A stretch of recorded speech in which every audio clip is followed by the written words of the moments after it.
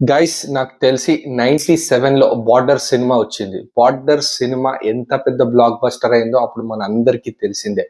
Sunny Deol dialogues at the same time India Pakistan war అది plus main అంటే main ఆ song సందేశే Aathe హే అనే సాంగ్ ఏదైతుందో అదైతే అవుట్ స్టాండింగ్ చాట్ బస్టర్ అని మన అందరికీ తెలిసింది. సో గైస్ ఇప్పుడు let's get directly in to the review of border 2. మన బార్డర్ 1 కి సీక్వెల్ గా బార్డర్ 2 వచ్చింది. గైస్ స్టోరీ విషయానికి వస్తే మనకు ముగ్గురు యంగ్స్టర్స్ ఉంటారు.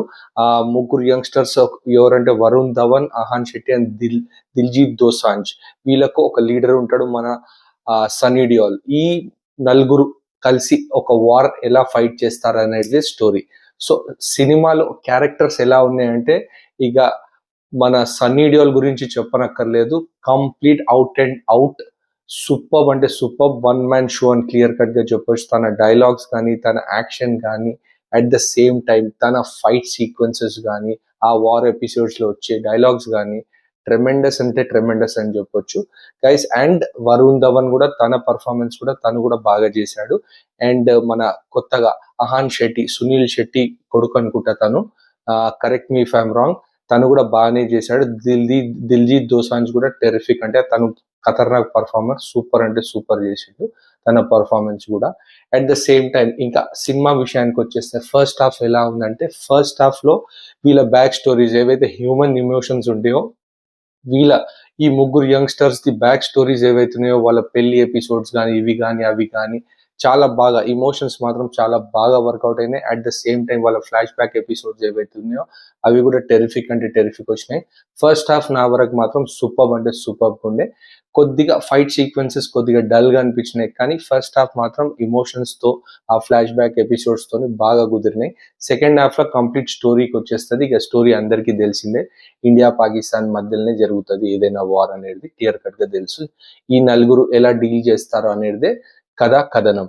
సో గైస్ సెకండ్ హాఫ్ విషయానికి వచ్చేస్తే, సెకండ్ హాఫ్ లో complete fights and action episodes, ఆ బార్డర్ లో జరిగే యాక్షన్ ఎపిసోడ్స్ ఇవన్నీ అన్ని పక్కగా పగడ్బందీగా ప్లాన్ చేసుకున్నారు, కానీ ఎగ్జిక్యూషన్ దగ్గర కొద్దిగా డౌన్ అనిపించింది.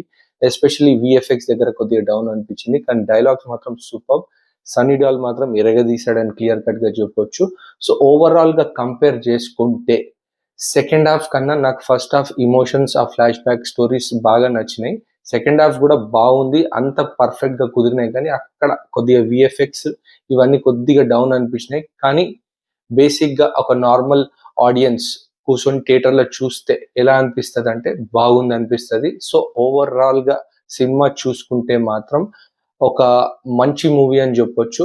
గ్రేట్ అని చెప్పలేము, బార్డర్ అంతా కాకుండా ఒక మంచి సీక్వెల్ అని చెప్పొచ్చు.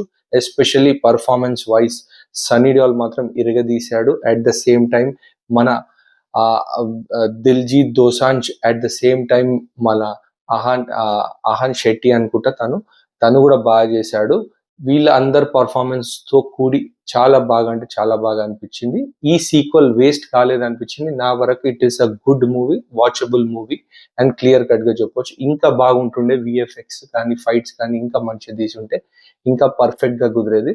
But still all in all it is a watchable movie, మంచిగా ఉంది మూవీ, చూసుకోవచ్చు ఒకసారి ఈజీగా. సో గైస్ తప్పకుండా మీ నియర్ బై థియేటర్స్ లో వెళ్ళి చూడాలనిపిస్తే తప్పకుండా వెళ్ళి చూడండి. అట్ ద సేమ్ టైం మీకు ఎలా అనిపించిందో ఖచ్చితంగా కింద కామెంట్ సెక్షన్ లో చెప్పండి.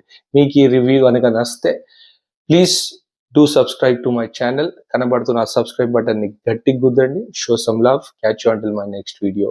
బాయ్.